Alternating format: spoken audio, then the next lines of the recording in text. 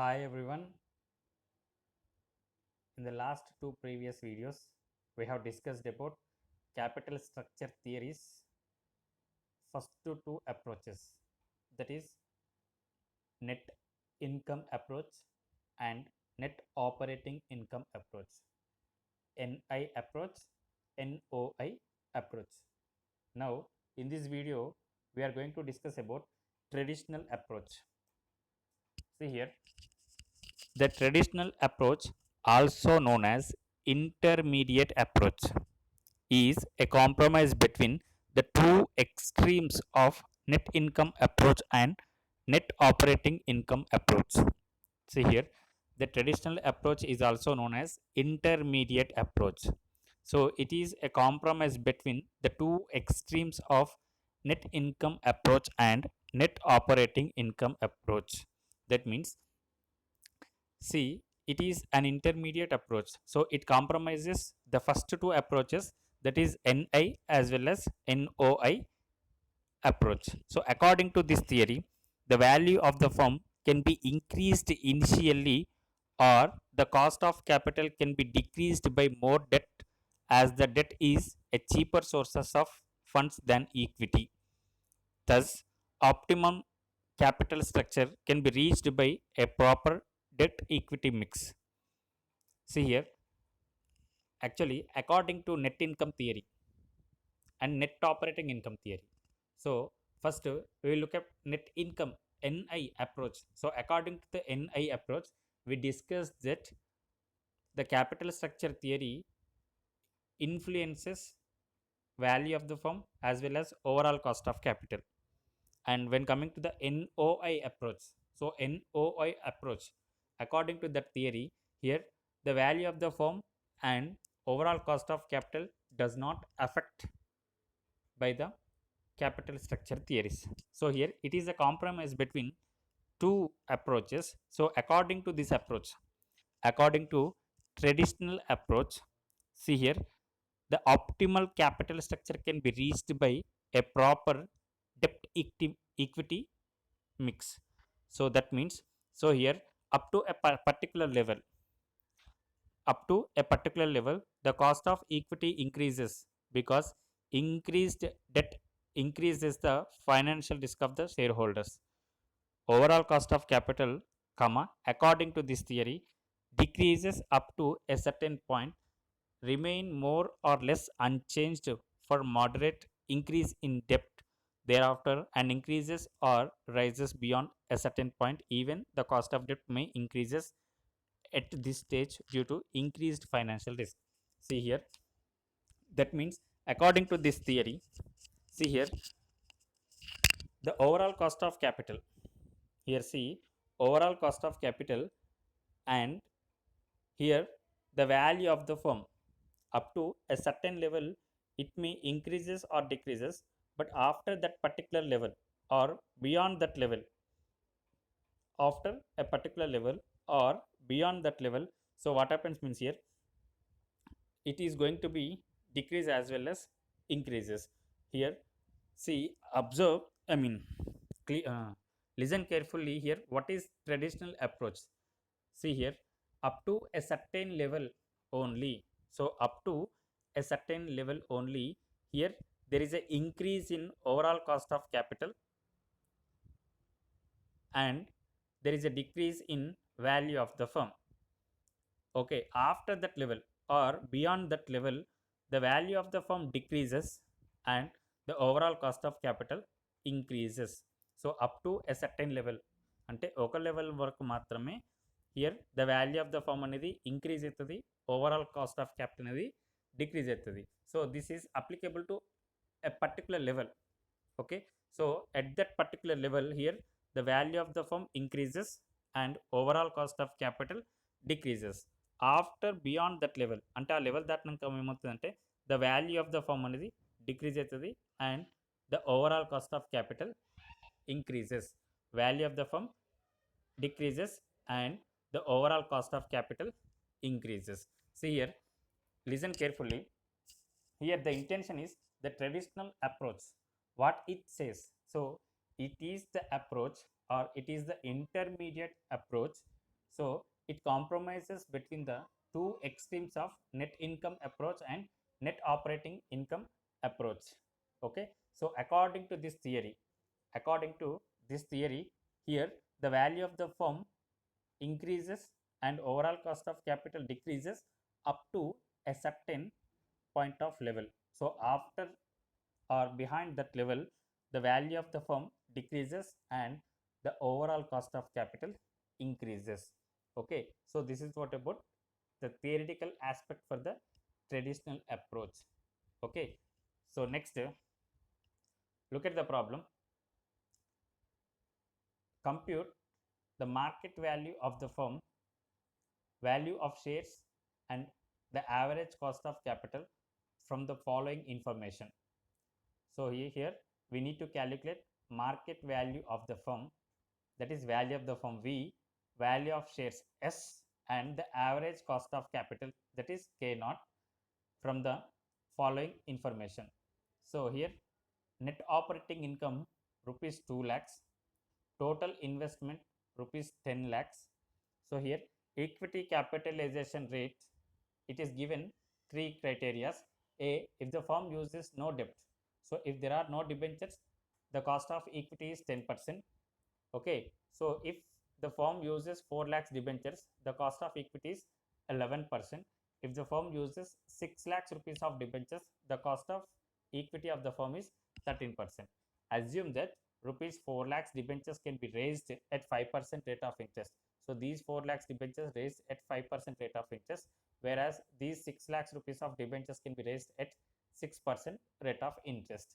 So by using this information, we need to calculate what is the value of the firm V, value of the equity shares S, and average cost of capital or overall cost of capital, that is K naught. Here the information is given net operating income, that is EBIT.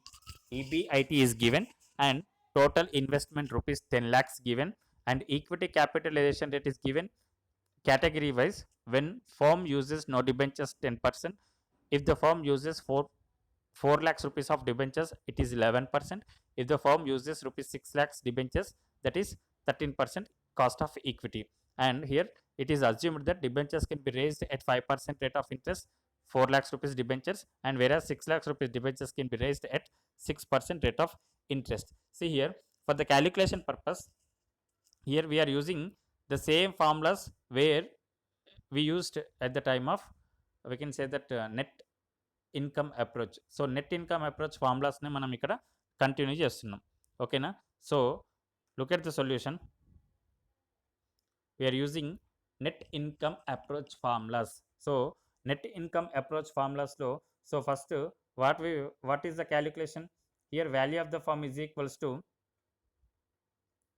according to the net income approach, valuation of the firm V is equals to S plus D. That is, S means value of equity shares plus value of debentures. So next, S is equals to earnings available to equity shareholders divided by equity capitalization rate. Okay, see here, we'll go through the formulas once where we used. See here, these formulas only we are going to use according to the calculation of traditional theory. See here, V is equals to S plus D. S is equals to earnings available to equity shareholders divided by equity capitalization rate, and cost of equity K naught is equals to EBIT by V. Same formulas we are going to use for the calculation of traditional theory. Okay. Now look at the solution. Right. So here calculation of market price or market value of equity shares, value of firm, and average cost of capital. See here, particulars. There are three categories now. When there is no use of debentures or there are no debentures, when debentures are 4 lakhs, when debentures are 6 lakhs. When debentures are 4 lakhs, the interest rate is 5% is given. When debentures are 6 lakhs, the interest rate is given 6%. Now EBIT is given in the problem 2 lakh rupees. EBIT given in the problem 2 lakh rupees. Okay. Now see, 2 lakh rupees EBIT,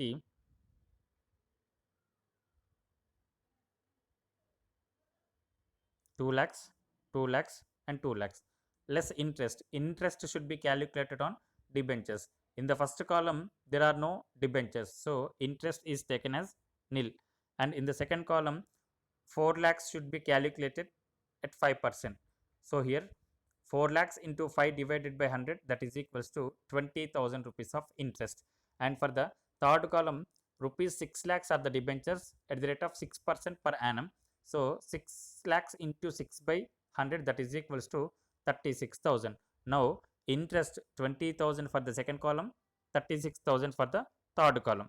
And next, see here, EBIT minus interest is equals to earnings available to equity shareholders, because according to the assumptions, there are no corporate tax rate is applicable, there are no preference shares in the capital structure. Okay, so directly we are going to calculate what is earnings available to equity shareholders by deducting interest from EBIT. So here 2 lakhs as it is, 2 lakhs minus 20,000, 1 lakh 80,000, 2 lakhs minus 36,000, 1 lakh 64,000. Now here, what is the formula for the calculation of S? Here this is the formula here given. S is equals to EAES divided by cost of equity. Okay, so EAES here 2 lakhs, here 2 lakhs divided by what is cost of equity? When there is no debt, cost of equity is 10% given in the problem. See, look at the problem.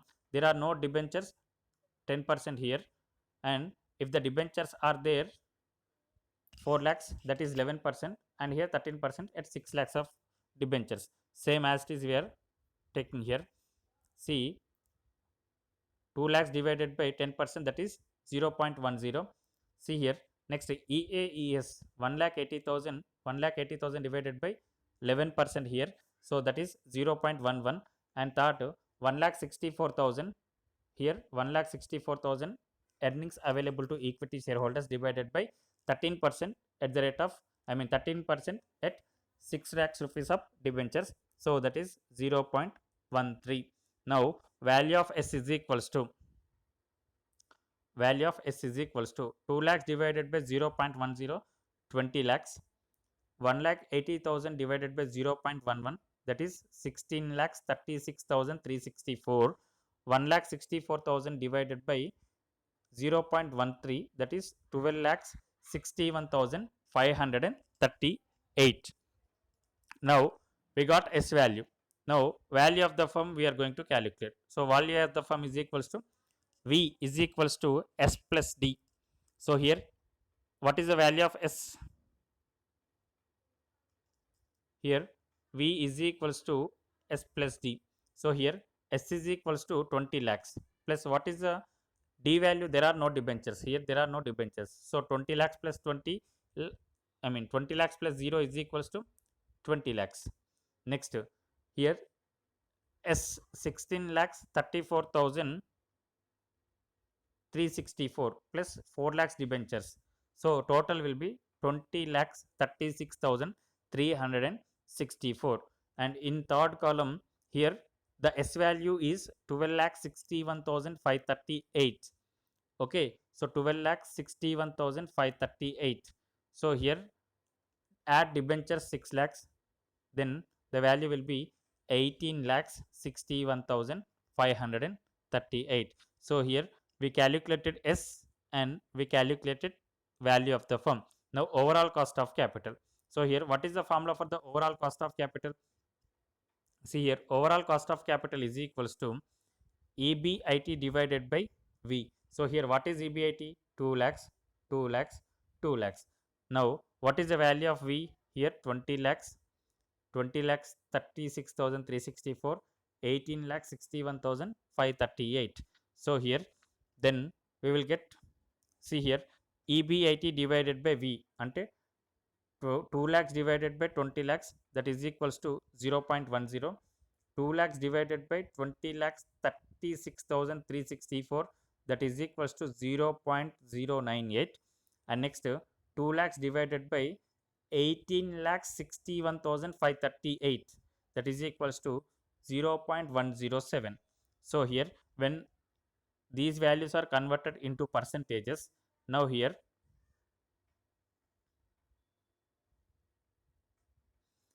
10%, I mean 0.10 is equals to 10%, 0.098 is equals to 9.8%, that is into 100.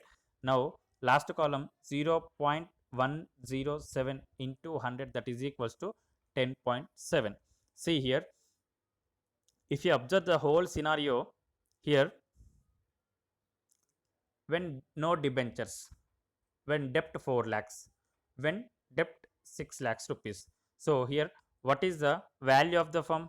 Here 20 lakhs.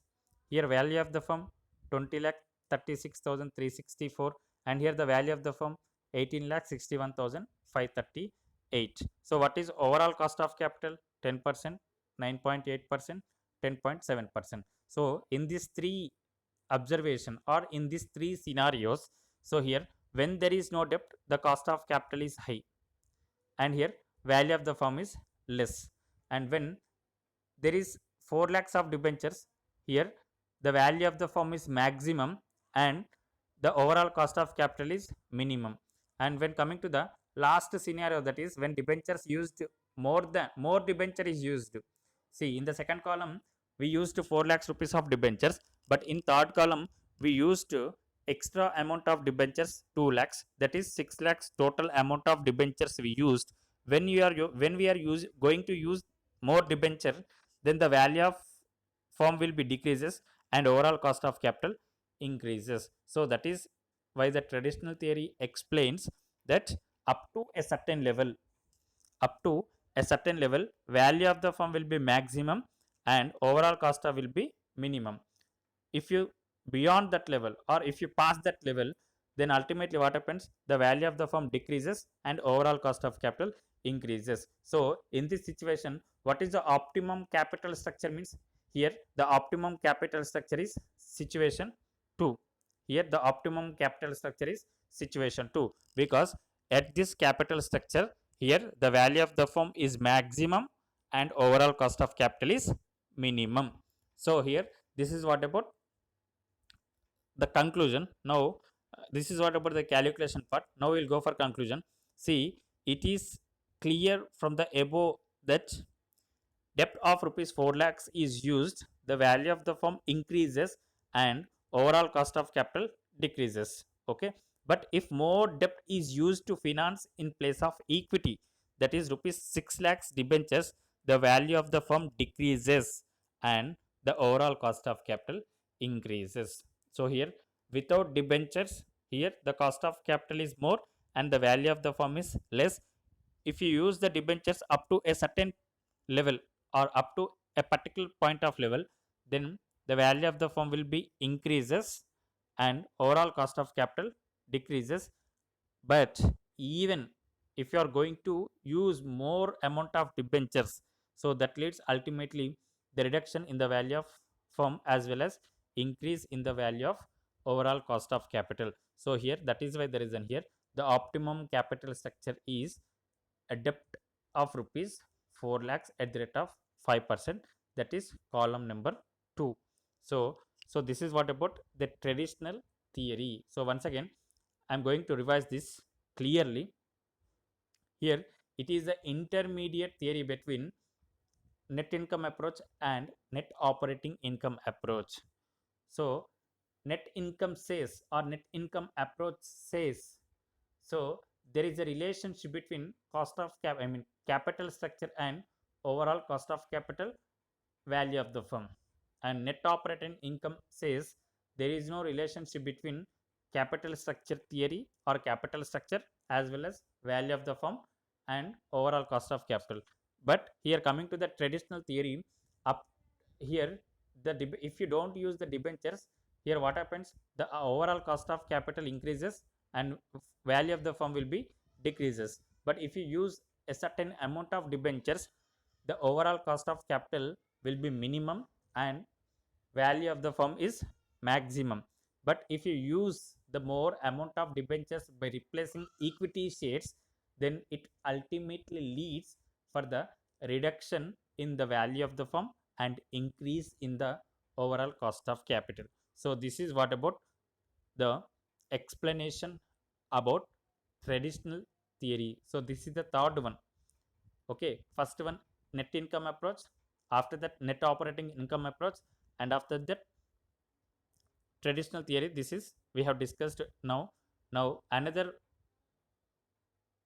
approach is there, that is Modigliani Miller approach, will be discussed in the next video. Okay, until then, bye bye, thank you.